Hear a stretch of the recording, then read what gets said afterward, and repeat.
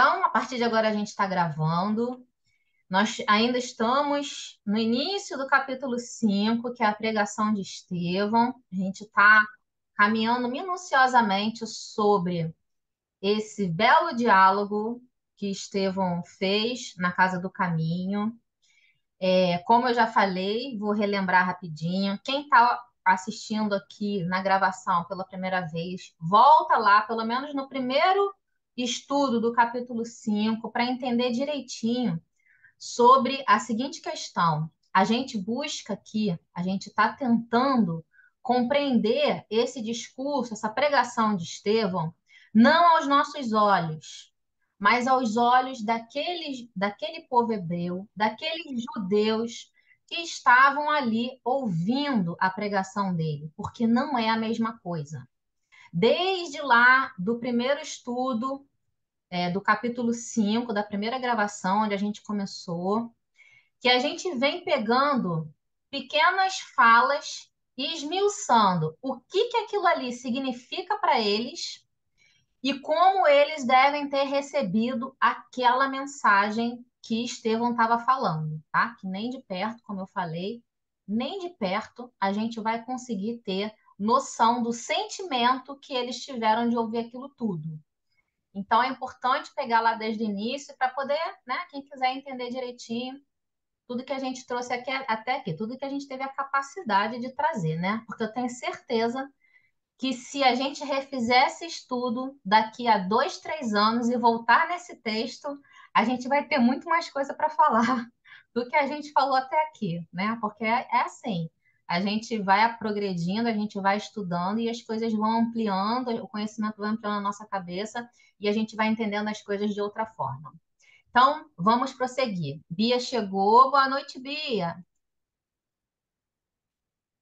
E a Pri já Boa foi. noite. E tem um recanto aqui Vamos. que deve ser a Carlinha. Boa noite, Carlinha. Boa noite, amigos. Boa noite, Boa amor. Vamos noite, lá. queridas. Então, vamos lá, vamos prosseguir. Bom, eu não vou fazer hoje uma. Voltar muito no texto, não, como normalmente eu volto, tá? Para a gente poder caminhar um pouquinho mais rápido. Rápido, mas com calma, tá? Então, nós paramos aqui na semana passada. Vamos só rever esse quadrinho aqui, onde Estevão estava trazendo a profecia de Isaías, que o André até lembrou que eu coloquei lá no início do estudo. Foi o primeiro texto que eu coloquei no início do estudo do capítulo 5, né? Esse trecho de Isaías, né? Onde Isaías narra perfeitamente é, a trajetória do Cristo, né? Isaías o contemplou vergado ao peso da nossa iniquidade, florescendo na aridez do nosso coração. André até lembrou nesse trecho, cadê minhas anotações? Eu comentei da flor de lótus, aí você Da falou que flor era de budista, eu lótus. acho. Isso, da flor de lótus, que eu até falei que é um símbolo muito usado no budismo, né? Porque justamente representa essa resiliência, né? Essa fé, né, André? Qual flor do céu num solo adusto? Por quê? Porque, como o André explicou, a flor de lótus ela é uma flor que nasce num pântano, num local aonde é, não, você nem imaginaria que nasceria uma flor ali, uma flor tão bonita, né? Porque um pântano é um local morto, assim, de vida, né? Água parada, poucos nutrientes, enfim, por conta de ser uma água parada, mas ela nasce muito bonita. Então, ela é o símbolo, né? Qual flor do céu num solo adusto. Mas revelou também que desde a hora da sua extrema renúncia na morte infamante, a sagrada causa divina prosperaria para sempre em suas mãos. Aí eu relembrei aqui que um dos sentidos disso que Estevão está falando é que foi justamente no momento em que Jesus desencarnou, né, na cruz, morreu na cruz, os discípulos, principalmente, quem lê Boa Nova tem isso muito claro, os discípulos ficaram ali meio perdidos, sem entender o que estava acontecendo, né? Dessa entrega tão pacífica do Cristo, Filho de Deus, Todo-Poderoso, com todo aquele poder que ele viu, que eles viram, né, Jesus curar, acalmar a tempestade, né, em alto mar, enfim, tudo isso, e eles ficaram meio que perdidos. Mas quando Jesus retorna, ali inicia o processo de entendimento dos discípulos, né? A sagrada causa divina prosperaria para sempre em suas mãos na morte infamante. Então, ali tem início essa ratificação de que sim, Jesus, o Mestre, estava com Deus e começou a cair a ficha de tudo que ele havia falado. Deixa eu ver se tem alguém falando. O céu e a terra passarão, mas as minhas palavras jamais passarão. Muito bom, amiguinho. Fala aí um pouquinho disso. Não, não, pode seguir. Obrigado. Pode. Economiza hoje para falar, não, que você me mandou um monte de coisa, eu não vou lembrar de tudo, hein? Amados, onde andarão aquelas ovelhas que não souberam ou não puderam esperar? A gente já falou que essa figura do pastor com as ovelhas era muito comum, né, no Antigo Testamento. E, e tinha, sim, ainda já tinha essa simbologia daquele que cuida, né, do pastor que cuida de cada uma das suas ovelhas. E aí, o André mandou, vou ler aqui, já que ele não quer falar. Cadê, amiguinho, que você mandou? Que era mesmo? Das ovelhas. Ah, a de Ezequiel, você Ah, tá aqui, falando? ó, Ezequiel, isso, ó, profecia de Ezequiel. Porque assim diz o Senhor: Eis que eu mesmo procurarei pelas minhas ovelhas e as buscarei, como o pastor busca o seu rebanho no dia em que está no meio das suas ovelhas dispersas. Assim buscarei as minhas ovelhas e livrá-las-ei de todos os lugares por onde andam espalhadas, no dia nublado e de escuridão. Procuremos para o Cristo como dracmas perdida do seu desvelado amor. É que a gente comentou, né, sobre a parábola da dracma perdida, que provavelmente é o que Estevão está citando aqui, muito embora esteja só no Evangelho de Lucas. Mas a gente comentou já sobre isso, né, sobre a oralidade dos ensinamentos de Jesus. O que que é a oralidade dos ensinamentos de Jesus? É que muito mais do que as anotações de Levi, eles passavam os ensinamentos de forma oral, contando um para o outro, né? Os discípulos contando com uma pequena comunidadezinha de pessoas que ficavam ouvindo, eles iam narrando e contando de forma oral, né? Daí a gente fala do ensino, ensino através da oralidade, as parábolas, né? E tudo que Jesus ensinou. Então, isso era muito forte, né? Na cultura mesmo. Era muito forte isso. Então, apesar de que naquele momento ali a gente tem notícia de que escrito só as anotações de Levi, eles tinham essa cultura da oralidade. Então, Estevão estava ali convivendo com Pedro, com João, com Tiago, e todos eles conviveram com Jesus. Então, muito provavelmente, eu acredito muito nisso, que eles contaram, não só entregaram as anotações de Levi, mas também contaram, narraram outras tantas coisas dele. A gente relembrou a última frase do último versículo do Evangelho de João, onde ele fala que se tudo que Jesus fez fosse escrito, não haveria livro no mundo que coubesse. E a gente pode imaginar isso, né?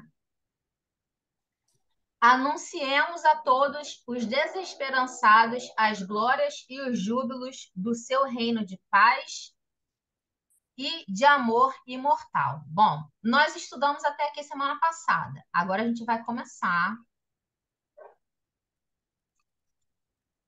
a partir deste trecho. Deixa eu ver quem é que está falando aqui. A André colocou lá no nosso chat a profecia de Ezequiel. A lei nos retinha, Gente, isso aqui, deixa eu falar antes, que eu lembrei aqui. Eu tinha falado para vocês, quando Estevão falou, lembra desse trecho? Quando Estevão falou que a luz que eles buscavam não era a luz que estava no tabernáculo, né? Mas essa luz que eles tanto buscaram há tantos anos, essa luz era Jesus.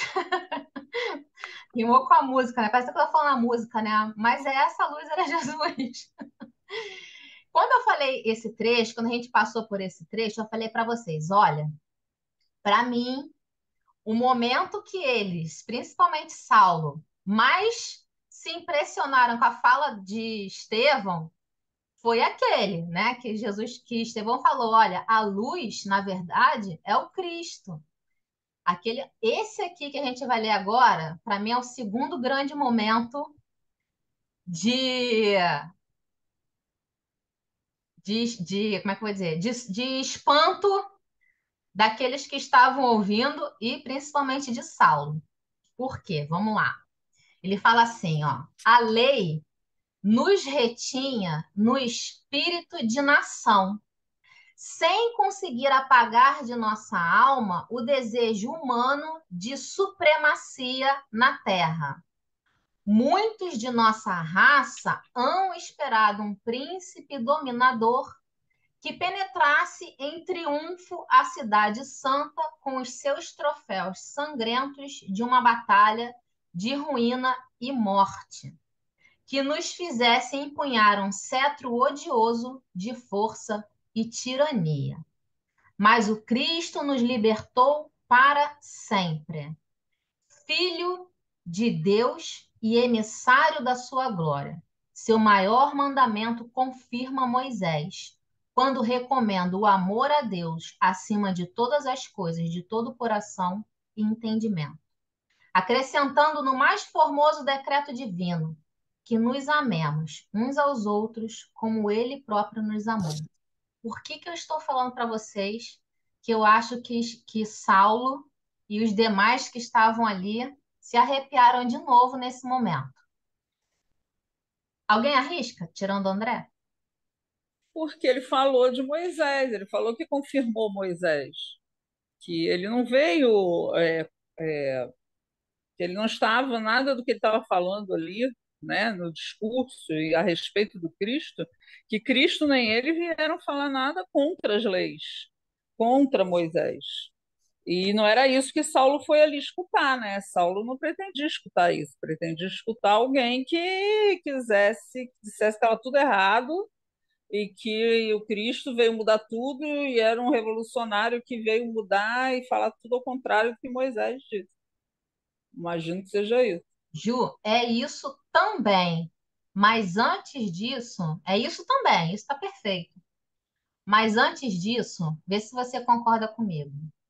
A gente sabe que o povo de Israel,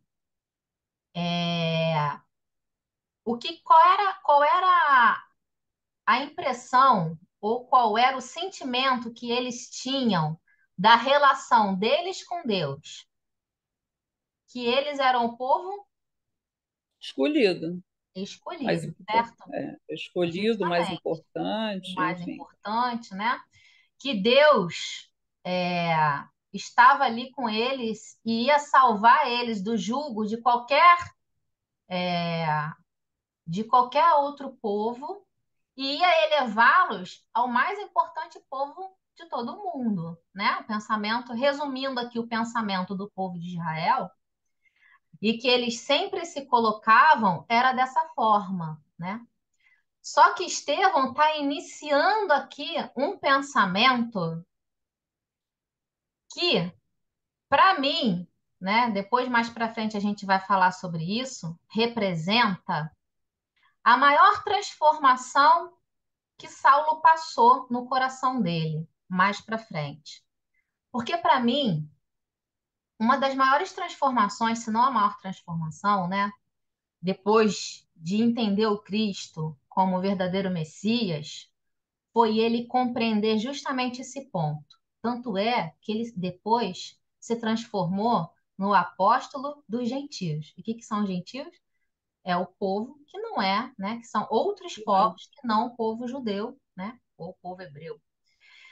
Que entendimento é esse? Entendimento que o Deus, que eles eram fiéis, né? E essa era a missão do povo de Israel, dos judeus, mostrar essa fidelidade ao Deus único, eles eram fiéis, como Estevão já falou também aqui no discurso, e eles cumpriram isso, mas eles deixaram de cumprir amplamente essa missão, que era justamente propagar esse entendimento, esse conceito, esse aprendizado, tudo isso, essa religiosidade, essa espiritualidade para todos os outros povos. Por quê?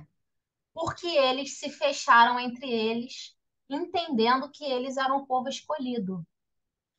E o que Estevão está falando? Não, a lei nos retinha no espírito de nação, sem conseguir apagar de nossa alma o desejo humano de supremacia na terra.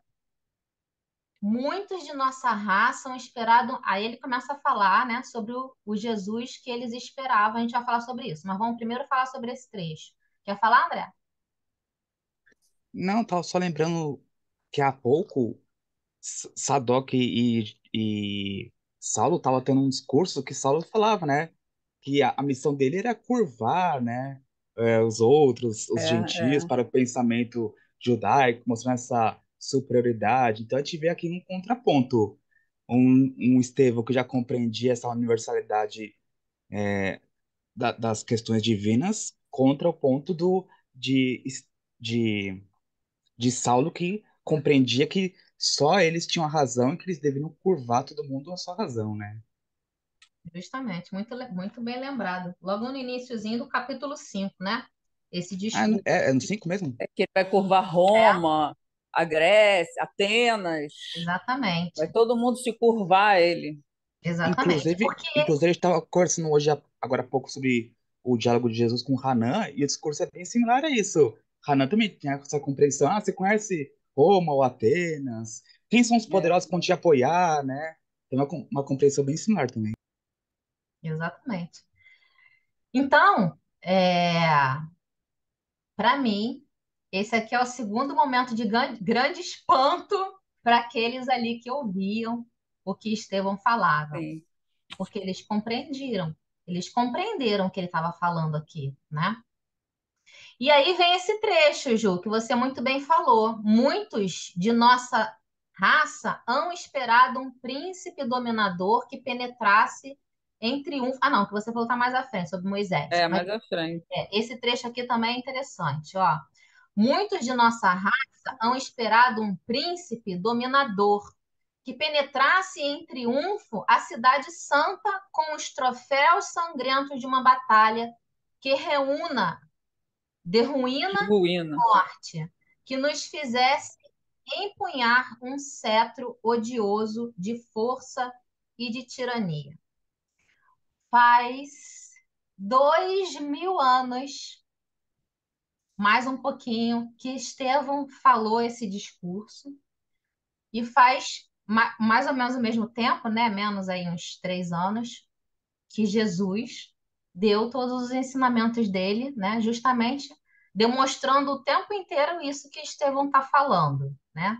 Que ele não veio como tirano, que ele não veio impor por força nada a ninguém.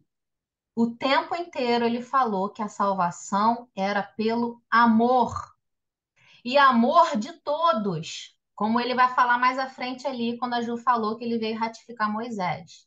E até hoje nós temos queridíssimos irmãos em todos os segmentos religiosos, o Espiritismo não fica fora, achando que pela violência ou pela imposição de qualquer pensamento, filosofia, ou seja lá o que for, a gente tem que impor a ordem e a paz.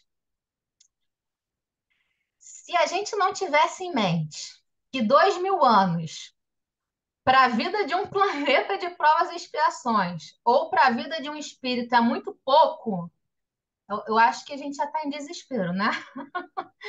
Mas como 2000 anos é um flash, a gente entende que ainda somos crianças espirituais que ainda não entendemos essa mensagem. O bem de um depende do bem de todos. O cerne, para mim, desse ensinamento filho de Deus e emissário da sua glória, seu maior mandamento confirma Moisés, quando recomenda o amor a Deus acima de todas as coisas, de todo o coração e entendimento, acrescentando no mais formoso decreto divino que nos amemos uns aos outros como ele próprio nos amou. Então, juntando esse trecho final com o trecho lá de cima, onde ele fala do espírito de nação, a gente pode falar que Estevão está falando assim: olha, não haverá bem comum, não haverá salvação, não haverá paz, se nós não aprendermos a amar todos os nossos irmãos. Não só aqueles que nós entendemos como nossa nação, mas todo o planeta. Porque a mensagem do Cristo é o tempo inteiro essa. Enquanto houver um povo, em qualquer nação que seja, com fome, num planeta tão abundante, né, em terras para produzir alimento, né, a gente não entendeu ainda nada. Nada, nada, nada.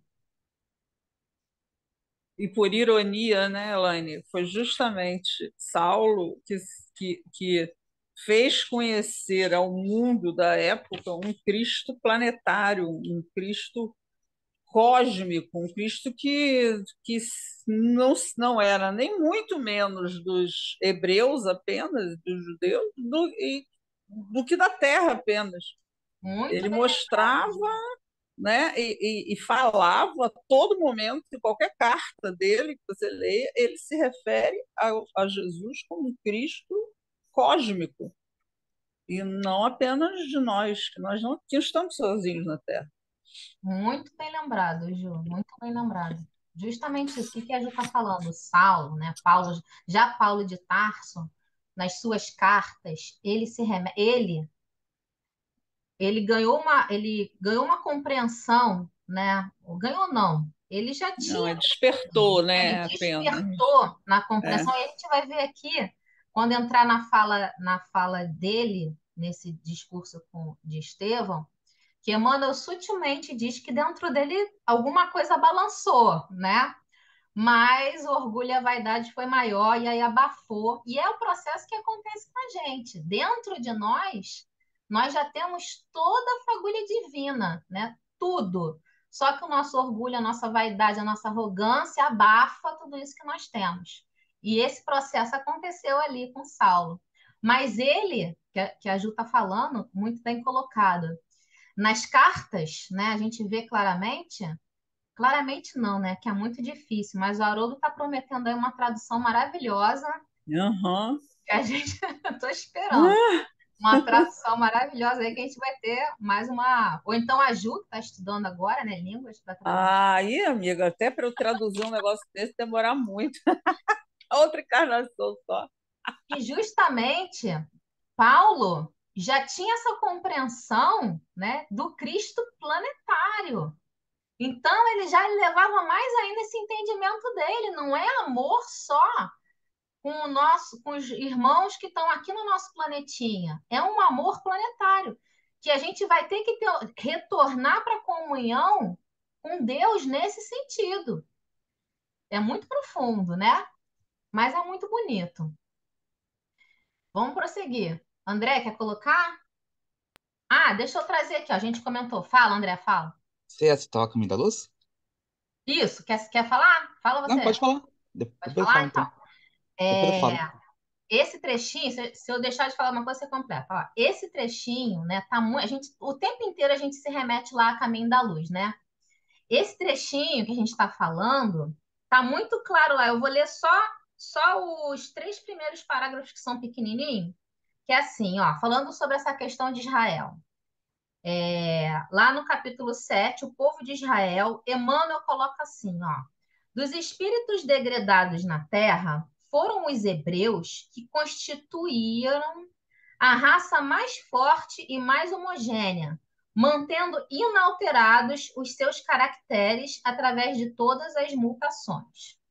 Examinando esse povo notável no seu passado longínquo, reconhecemos que, se grande era a sua certeza na existência de Deus, Muito grande também era a sua certeza, na existência de Deus, muito grande também era o seu orgulho dentro de suas concepções da verdade e da vida. Consciente da superioridade dos seus valores, nunca perdeu a oportunidade de demonstrar sua vaidosa aristocracia espiritual, mantendo-se pouco acessível à comunhão perfeita com as demais raças do orbe. Aqui Emmanuel traz exatamente, perfeitamente essa explicação que a gente está falando, né? Eles vieram com essa missão, eles de fato tinham uma superioridade, né? Nas concepções de verdade da vida, no sentido da existência de Deus, de um Deus único, eles tinham isso, né? Esse conhecimento dessa verdade. Mas, ao mesmo tempo, eles tinham muito orgulho. E isso impediu que eles cumprissem a sua missão de levar esse entendimento aos outros povos, às outras raças do orbe. E aí nesse ponto, eles acabaram se perdendo. Fala, amiguinho, pode completar. Não, também tem a parte, algumas páginas depois, tem aquela parte da incompreensão do judaísmo, que fala o Messias que eles esperavam. Vale a pena, acho que ler também. Vamos lá. Algumas... Tem a escolha de Israel, a incompreensão do Isso, judaísmo. A verdade, porém, é que Jesus, chegando ao mundo, não foi absolutamente entendido pelo povo judeu. É o que Estevão falou aqui, ó, que esperavam ele como um grande guerreiro, né, que trouxesse através de uma batalha sangrenta de ruína e morte a liberdade do povo de Israel. Os sacerdotes não esperavam que o Redentor procurasse a hora mais escura da noite para surgir na paisagem terrestre. Segundo a sua concepção, o Senhor deveria chegar no carro magnificente de suas glórias divinas, trazido do céu à terra pela legião dos seus tronos e anjos. Deveria humilhar todos os reis do mundo, conferindo a Israel o cetro supremo na direção de todos os povos do planeta. De fato, é o que eles esperavam, né? E os discípulos também, né? Esperavam a todo tempo o momento que Jesus ia mostrar todo o seu poder e levantar ali a sua Na verdade, esperam divindade. até hoje, né, Elaine? Esperam até hoje. Até hoje. Mas somos crianças aí, né? Vamos pensar nisso, senão a gente desanima. Mas antes de desanimar, vamos lá. também é legal falar, Elaine, Ah, que essa parte que ele faz referência a Moisés lembra muito o ensinamento de não vir destruir a lei, e também lembrar que esse amor a Deus sobre todas as coisas está em Deuteronômio 6:5, né? Ou seja, Moisés já tinha trazido, mas eles não haviam compreendido. E aqui ele fala, né? Confirmando que Moisés já havia trazido. Então, Jesus não veio ser um contraponto, né? Não veio para desdizer Moisés, mas reafirmar, né? E depois, como diz aqui, ele coloca o ensinamento ainda um upgrade, né? Que ele fala que, acima de tudo, né? Amar uns aos outros como eu vos amei. Ou seja, ele levando o padrão para aquele amor que ele nos apresentou. Porque até então a gente não conhecia esse amor, né? Aí ele vem nos apresentar. exatamente. Mas parece que eles não ouviram isso, né? De confirma Moisés, porque o tempo inteiro eles entendem que derroga Moisés, né? Que põe Exato, abaixo exato. os ensinamentos. Eles não conseguem abrir o seu coração porque não estavam ainda na capacidade de entender esse amor, né? Esse amor amplo e essa humildade, né? A humildade, a gente vai ver um trecho mais à frente, aí já está na resposta de Estevão a questionamento que Saulo faz. A humildade, né? Um Cristo tão humilde, eles não conseguiam compreender isso, né? Ele se apegava à picuinha, né? Tipo, não pode curar no sábado, não pode coisa, não pode colher, enfim. Em vez de pegar a essência que é a mesma, né? Gente, Porque, mas é o que a gente faz hoje. Hoje o pessoal está exato, preocupado se o fulano que alimenta os pobres, se ele usa batina, ou se ele usa túnica, ou se ele exato. fala de Deus com com carinho, com amor, ou se ele fala de Deus sem respeito, não se refere a Deus com respeito. Entendeu? Ele não está alimentando os pobres, gente. Não faz É, diferença que roupa que ele usa, como que ele faz, o que que ele fala. Ele está fazendo algo que você que está falando não está fazendo. Essa é a verdade, entendeu? também. E é mais ou Ó, menos isso. vocês me lembraram agora. Eu vou tentar colocar para a gente ver aqui hoje. Deixa eu ver que horas são. Mas tem tempo. Vou tentar colocar aqui para vocês um trechinho do The Chosen. Olha, eu de novo falando do The Chosen. Vou colocar aqui hoje um trechinho que eu vi, que eu assisti hoje, que fala justamente sobre isso que vocês estão falando, né? E mostra muito também sobre a liberdade, essa liberdade que Estevão traz, né? Dizendo a gente era preso pelos raciocínios, pela letra que mata, mas eu vim libertar vocês disso. Esse trecho junta isso com isso que vocês estão falando, né? Dessa questão que eles se prendiam muito, de não pode isso, não pode aquilo, não pode fazer nada no sábado. Jesus curava no sábado, eles quase infartavam do coração. Vou trazer Gente, esse e no trechinho, The vocês. Chosen, o Ah, Jesus faz cada cara ele é única. maravilhoso, e nesse ele faz. Vou trazer esse trechinho hoje, hein? A gente vai assistir, vocês vão assistir aqui comigo, deve ter uns 3 minutos ou 4 minutos. No finalzinho a gente coloca. Fala, André. Não, já que a Juliette falou trazendo para as outras religiões de hoje em dia, não tem como não lembrar, não querendo criticar, né? Mas esse orgulho pela ser o povo escolhido ainda hoje acontece, sabe? Por causa que os nossos irmãos protestantes também acreditam que Jesus vai voltar e vai voltar como um Jesus guerreiro, triunfador, que vai Uhum. separar os maus dos justos, enfim, não é? É como se outra versão de Jesus. Então, quer dizer, a partir do momento que você se acha o eleito do Senhor, seja de Moisés, seja de Jesus, você quer que Jesus te defenda, você quer que você enxerga um Deus, enfim, um Jesus que separe você dos outros, né? Enfim.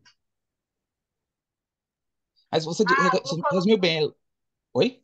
Não, fala, eu ia comentar um negócio Não, aqui. não, mas você resumiu bem essa Essa questão. questão de essa vaidade de que eu sou o escolhido, eu vejo isso em toda religião, inclusive no espiritismo. Eu sou Eu muito, também vejo. eu gosto de fazer autocrítica, né? Para a gente descer um pouquinho, né, do nosso pedestal, porque a gente sabe que a doutrina espírita é a doutrina da revelação, da verdade, né? A gente viu. É a continuação, porque traz toda a chave de entendimento do que a gente não conseguia compreender até aqui. É, E aí, isso é verdade, né? Muito do que está nos textos do Novo Testamento, a gente não conseguiria entender sem a chave da reencarnação, simplesmente. Se você não colocar a reencarnação ali, não faz sentido nenhum, né? Mas a gente também, por conta disso, às vezes a gente acha também que a gente é. Eu vi, o André me mandou outro dia um vídeo do Chico, maravilhoso vídeo do Chico. E o Chico, como é que é, André? Eu posso mandar lá no grupo.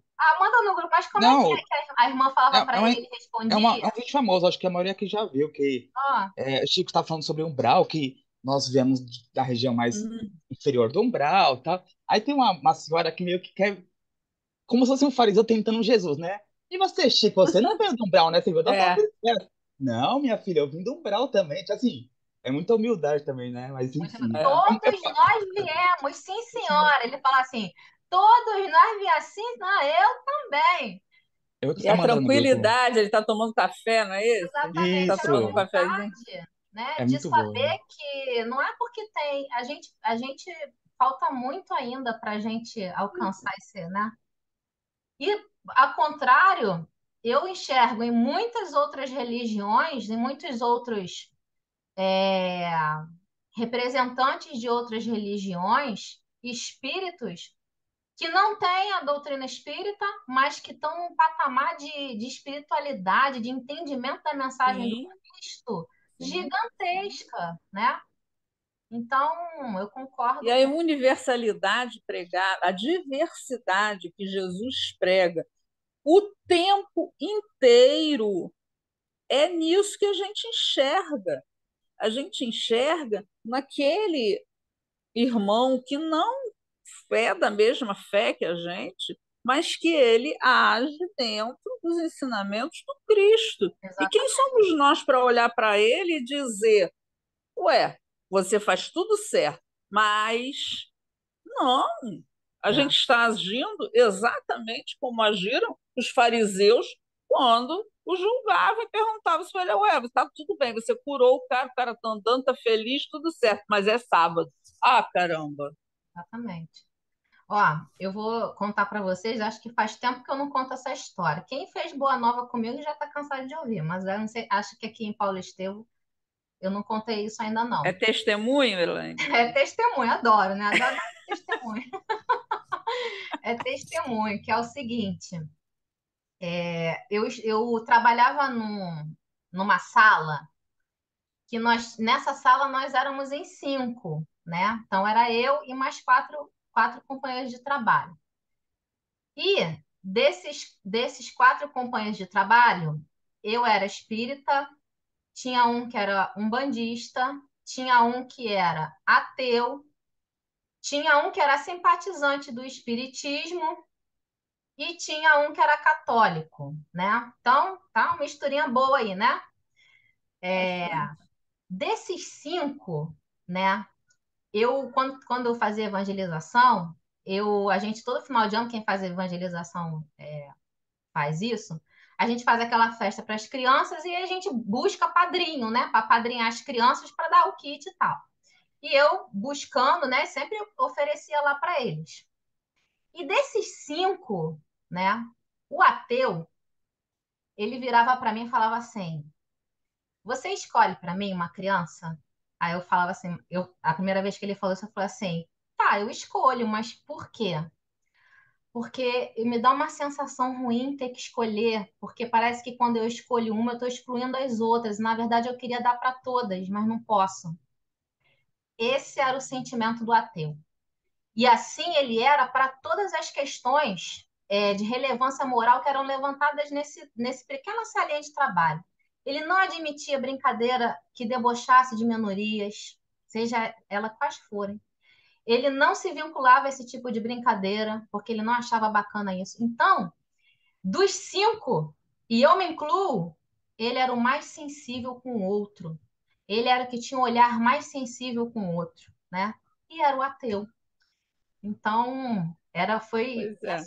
essa convivência com ele, que foi é um grande amigo meu, Eu me acho que ele, ensinou muito. eu acho que ele não olhava com olhar de religião, né? Como ele era ateu, então ele não tinha religião nenhuma. Então, assim, ao meu ver, ele Isso. olhava o humano, né? O ser, um sentimento humano, e não pela religião. Eu vejo muito isso lá na ONG, complementando o que você está falando, porque a gente também tem essa coisa do apadrinhamento das crianças, né? E lá a gente não tem religião, a gente não prega religião de ninguém, mas tem crianças que vêm de religião. Então, comemoração de carnaval, tem responsáveis que não deixam as crianças participar, né? Por questões deles. E assim, e lá a gente não prega nada disso. Então, às vezes a religião acaba atrapalhando no propósito do ser humano, né? Vamos dizer, na formação, né? Do ser humano. A gente vê isso Verdade. lá com as crianças, entendeu? Então, eu acho que é isso. A visão dele era como ser humano e não como religião. Acho que a religião atrapalha muita coisa. É evangélico que não abraça a causa gay, que não abraça um bandista que diz que faz oferenda, né? Todas essas coisas, sabe? É muito complicado. Religião é uma coisa que realmente não se discute e que é até difícil você se posicionar porque você não sabe o olhar do outro, né? É muito difícil. Muito bom. Mas que às vezes tolda a visão do ser humano, não é, Priscila? Que às vezes tantas regras, tantos dogmas, tantas exigências fazem com que É essa você. prisão que a gente falou, é a prisão Isso, na letra que isso. mata, né? Aí você não enxerga E na letra que mata, na aquilo. letra mal entendida. E aquilo você não enxerga Exatamente. o óbvio, você não enxerga o irmão necessitado, você não enxerga aquilo que o seu irmão precisa e que é o que você precisa também, que é viver em paz com o seu irmão, pura e Justamente. simplesmente. E que foi o que Jesus fez durante a vida dele toda na Terra. Ele não demonstrou em nenhum momento que ele fazia diferença pelo outro. E ele só faltou dizendo, eu acho que quando a gente assiste, né, o The Chosen, como a gente vê, né, é um negócio engraçado, são os nossos sentidos ainda humanos, né, terrenos, mas cara, as caras dele, quando começa a falar nas leis, e aí, por isso, por aquilo, ele faz aquela cara assim, falta ele dizer, gente, pelo amor de Deus, dá para vocês esquecerem esses caras? Falta pouco ele dizer. Muito bom. A Bia quer Jesus não falar? tinha religião, né? Quero Jesus não Não, tinha religião. Priscila, não Não, Sim, não precisa. então, eu acho que para mim isso é tudo. Não, não tem nada Na tinha. melhor que realidade, ele era sua própria religião, né? É, exatamente, né? Ele só fazia o bem, então O assim, amor. O ó, amor era a religião dele. isso. exatamente. Aí é que eu me pego às vezes, eu falo, Jesus, como é que a Elaine fala lá no grupo que a humanidade já está evoluindo, Jesus? Meu Deus, me ajuda, eu não consigo entender, não entra na minha Aí você cabeça. fala assim, E meu pai, eu quero acreditar nela, pelo amor de É, Deus, me ajuda. eu juro, do fundo do meu coração, eu como uma reres humana que erra o tempo inteiro, que sei que vou para um umbral, sim, Ah, entendeu? Só que eu acho que a humanidade é um passo para frente, três para trás, gente, eu juro. não, Priscila. Quando É. você começa a ler determinadas coisas, você descobre que a gente melhorou muito, que a gente está caminhando, resvala, cai, atravessa, é atropelado, levanta, respira Leva um e segue. puxãozinho de orelha. Isso, puxa o tapete, e aí, se você pensar assim, pô, é ele me dando um toque, ó, é ele que está falando para mim, ô, abre teu olho que tá errado, não é aqui, Vigia, né? é ali, Ora e vigia, vigia. Eu tenho uma coisa, um depoimento para colocar. Fala, Bia. vai, Eu tenho testemunho, Bia, igual a Elaine. um exemplo dentro da minha família. O meu tio Rússio era o ateu mais cristão do mundo, da família inteira, porque foi a pessoa que mais ajudou a todos os membros da família. E ele ajudava mesmo, entendeu? Era tudo. Que ele pudesse ajudar, ele ajudava. Ele era uma pessoa caridosa com as pessoas, entendeu? Não só da família, mas ele praticava esse amor do Cristo, tipo aquele ateu, graças a Deus, mas entendeu? E no final se tornou espírita, entendeu? No final acabou cedendo ao espiritismo. Mas ele é assim, um coração bom, fraterno, Mais um amigo, exemplo, né, Bia, de que a. entendeu?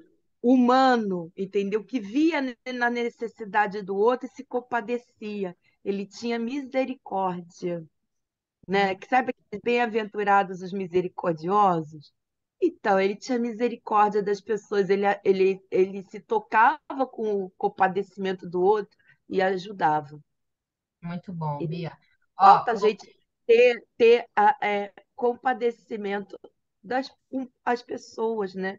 Porque a pessoa que não ajuda ou não quer ajudar, ela não se compadece. Por isso que ela não ajuda, ela não tem misericórdia, ela não se sensibiliza, ela não tem empatia com o problema alheio, né? Com a situação que a pessoa está atravessando, né? É isso. Vamos ter mais misericórdia, gente. vamos. Ó, o André colocou aqui. Cadê o que você colocou?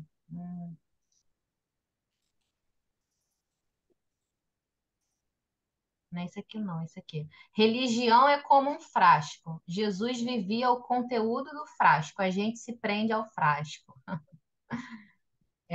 O ateu muitas vezes é mais sincero que o religioso, pois faz o bem sem intenção de fazer comércio com Deus. É justamente isso.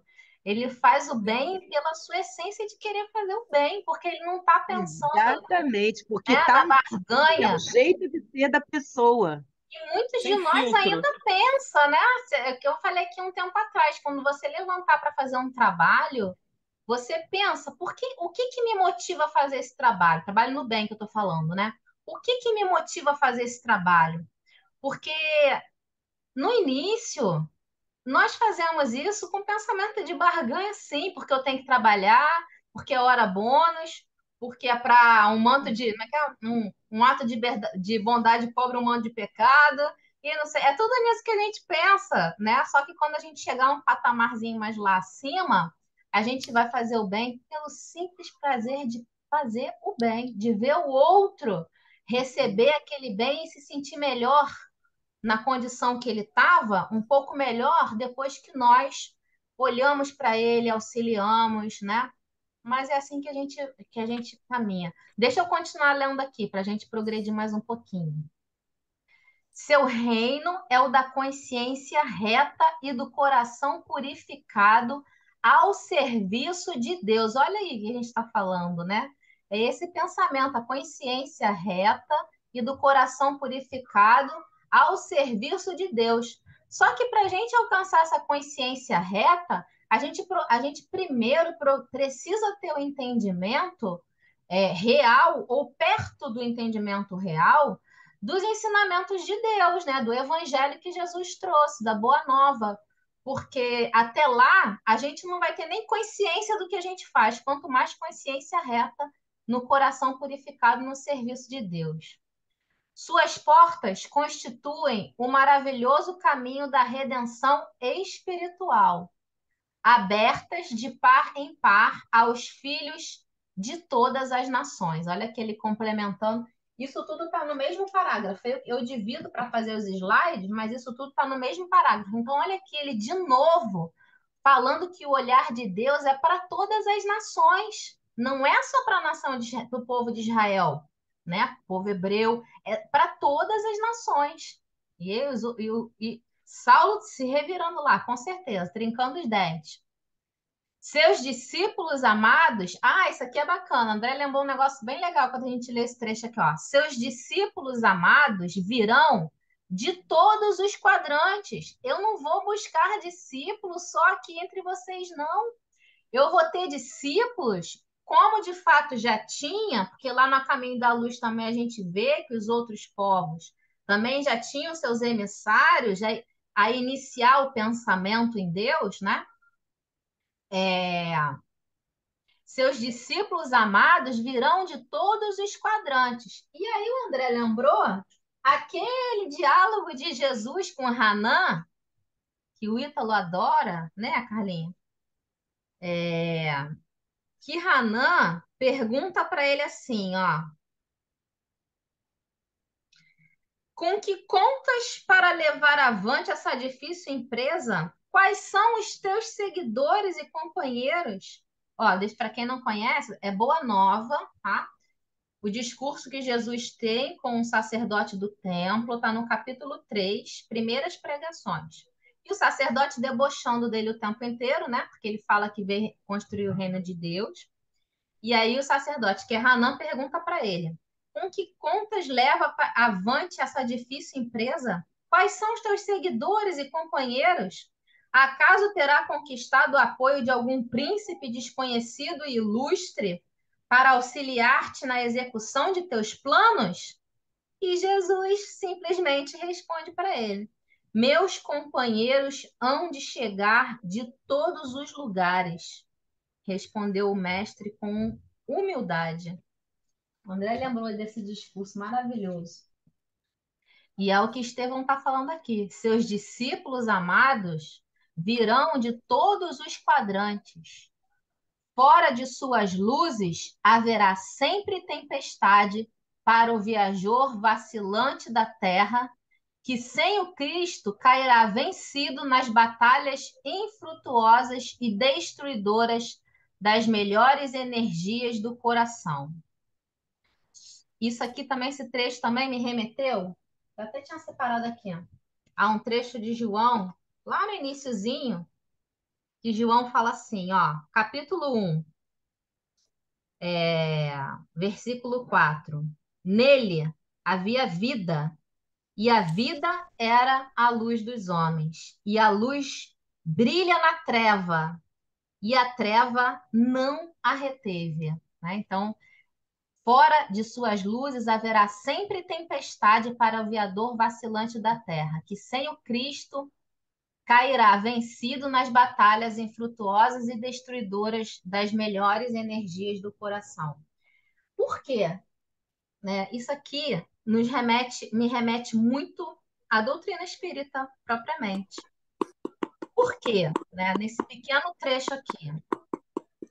Ju, teu microfone está aberto. Ai, desculpa, amiga, Nada, amor, desculpa. nada. Ó, por que que esse trecho aqui me remeteu? Esses dias, ouvindo na viagem, ouvindo com o Marcos, deixa eu ver se ele está aqui no mozinho, tá aqui. Ouvindo com ele na viagem, a gente viaja, e aí a gente vai, de vez em quando, a gente vai ouvindo palestras, estudo, enfim. E a gente estava ouvindo um estudo do Haroldo, muito interessante, né? Que o Haroldo, até falando sobre o discurso de Estevão, que ele falou assim: é, o que que a doutrina espírita tem para falar? E ele citou casos reais, né? De uma mãe que perdeu seu filho. Ele até contou um caso do Chico muito, muito bonito, depois eu conto aqui. O que que a doutrina espírita tem para falar de uma pessoa que foi diagnosticada com câncer e que o médico deu para ela 2 meses de vida? O que que a doutrina espírita tem para falar para uma mãe que perdeu num só acidente 7 membros da sua família? O que que a doutrina espírita tem para falar, né? E aí ele trouxe que a doutrina espírita, né, como consolador prometido, ela não vem. E aí, por que que eu estou falando isso? Né? Por que que eu estou relembrando isso? Justamente disso aqui, ó. Para o viajor vacilante da terra, que sem o Cristo cairá vencido nas batalhas infrutuosas e destruidoras das melhores energias do coração. A gente sabe, né, ou por vivência própria, ou por perceber o mundo que nos cerca, e por entendimento de que nós estamos num planeta de provas e expiações, de que aqui ninguém está livre das dores, né? Todos nós estamos ou já passamos ou convivemos com amores do nosso coração que passam por dores. E essas dores que o Haroldo citou, para mim, são terríveis, né? Podemos colocar nas provas maiores que tem, sobretudo, uma mãe perder um filho, né? E o que que a doutrina espírita faz para a gente? E aí a gente pode transformar essa pergunta: o que que Jesus Cristo falou para a gente sobre essas provas e essas dores de que nós passaríamos, né? Ele falou assim, ó, e aí a doutrina espírita fala isso para a gente. A gente não vai se livrar dessas dores, né? A gente vai ter que passar por elas. Cada um de nós, nos nossos corações, nas nossas provas, a gente vai ter que passar por elas. Não porque nós temos um Deus vingador, como a gente quer trazer, né, para a nossa inferioridade humana, mas porque nós temos um Pai que quer nos educar. Mas a doutrina espírita, assim como os ensinamentos do Cristo, vai livrar a gente do desespero, vai livrar a gente da raiva, do ódio, que transforma, né, esse peso mais pesado ainda. Então, os ensinamentos do Cristo e da doutrina espírita vão dizer para a gente que tudo passa. E vai passar de uma forma mais leve, né? Não com desespero, nem com raiva, com dor, né? Com saudade, mas vai passar de uma forma mais leve quando a gente compreender tudo isso, que tudo está certo, que são as nossas provas necessárias para a nossa caminhada como espírito em caminhada evolutiva, que a gente ainda precisa de tudo isso por algum motivo, que a gente vai ter misericórdia de Deus para compreender, e que cabe a gente ter essa fé que nos une ao nosso Pai, no sentido de que nós vamos ter forças para passar e tudo vai passar. Fala, Bia. Um instante de nosso, uma vida, uma encarnação nossa é só um segundo de nossa existência imortal. Somos seres imortais, né? A morte não existe. Então, tudo isso é muito passageiro. Quando você escala o Monte da Certeza, como diz lá na música da Marielza, você vê que a dor é desse tamaninho, não é nem perto, não tem nada comparado, entendeu? Já imagina você nunca vai morrer, você nunca, você vai viver para sempre. E a verdadeira vida não é aqui nesse planeta Terra, é lá no plano espiritual, que o plano espiritual sempre existiu e sempre existirá. Existia antes do planeta Terra ser construído. Mesmo que o planeta Bom, Terra Bia. desapareça do mapa do universo, o plano espiritual vai sempre existir. E nós sempre existiremos, porque somos espíritos. Ótimo, Deus Bia. criou a gente para a gente ser feliz, para a gente buscar a nossa perfeição moral.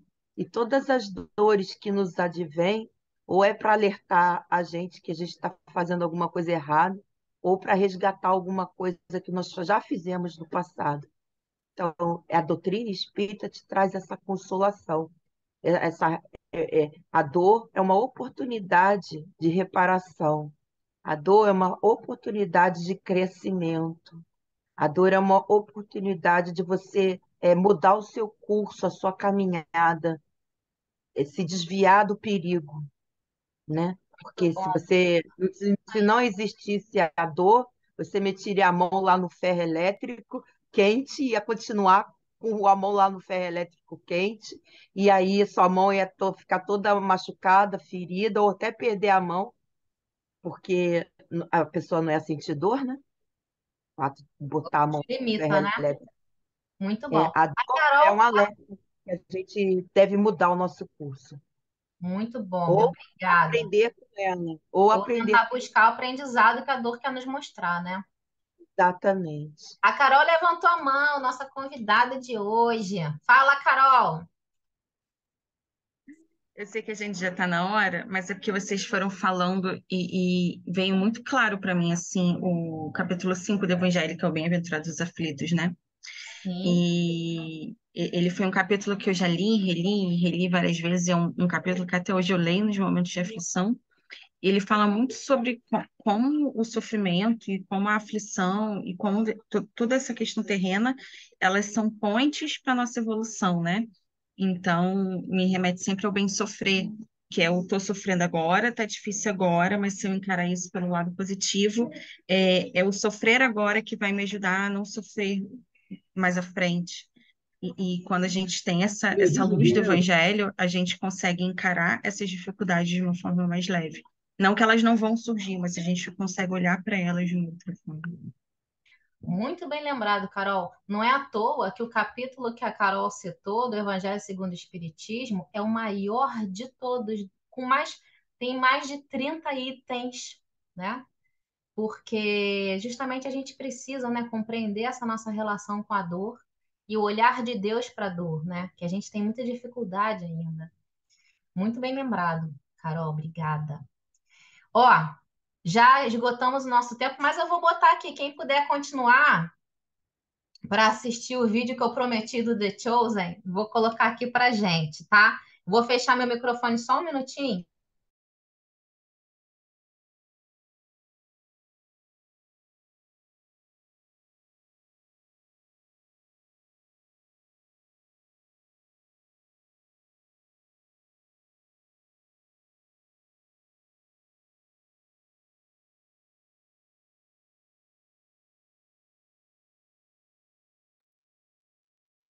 Ó, vou colocar aqui. Tem 2 minutos e 30, nem tem aquilo tudo que eu falei. Vocês estão vendo? Tá vendo, André? Tá vendo? Estamos sim, Elaine. Ele estava... Deixa eu ver. O quê? Colher ou coletar no Shabat. Deixa eu explicar aqui, que vocês não viram antes. Eles estão caminhando, né? Como eles faziam, eles caminhavam muito. Eles estavam indo de uma cidade para outra, eles estavam morrendo de fome. Porque eles caminhavam muito tempo e não tinham o que comer. E eles estavam passando por uma plantação de trigo, né? Que, se eu não me engano, é trigo. E aí, Simão, esse que começa a comer, é Simão, que ele estava tão empolgado que ele começa a pegar ali e comer. E os outros se espantam, porque era um dia de sábado. E aí vocês vão entender agora. Vamos lá, vou voltar aqui um pouquinho. Ele estava... O quê? Colher ou coletar no Shabat. Ah, é.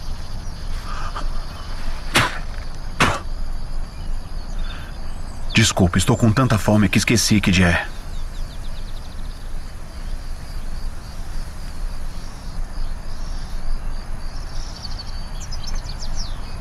Vocês podem.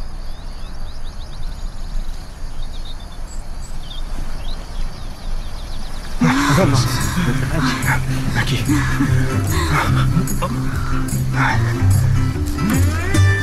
Que bom.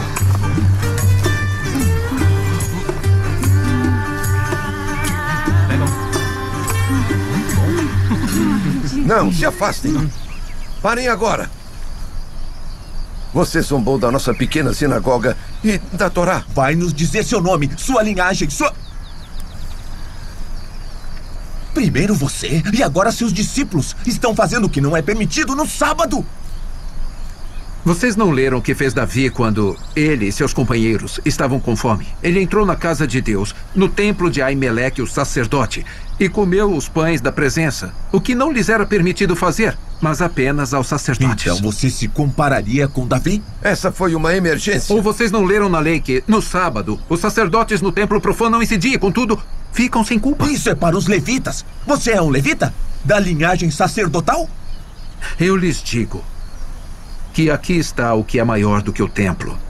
Se soubessem o que significam essas palavras, desejo misericórdia, não sacrifícios, não teriam condenado inocentes. O sábado foi feito por causa do homem, e não o homem por causa do sábado. Assim, pois, o Filho do Homem é Senhor até mesmo no sábado. Filho do... Podemos ir.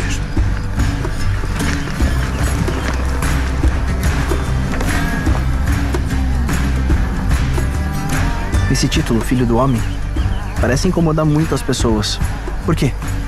Te conto depois.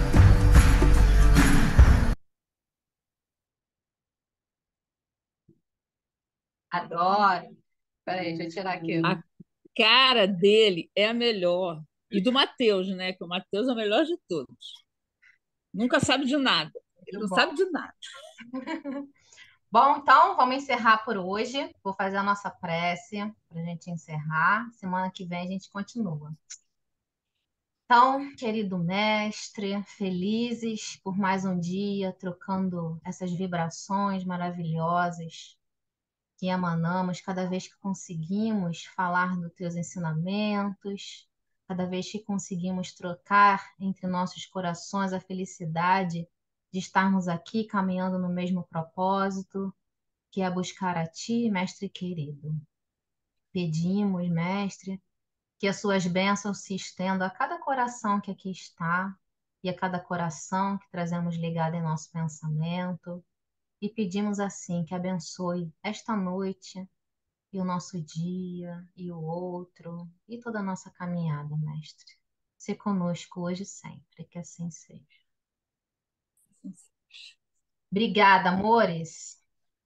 Semana que vem tem mais. Boa noite. Beijos, Boa queridos. noite, obrigado. Fiquem com Deus. Boa semana. Boa noite, muita saúde e paz a todos. Eu amo vocês.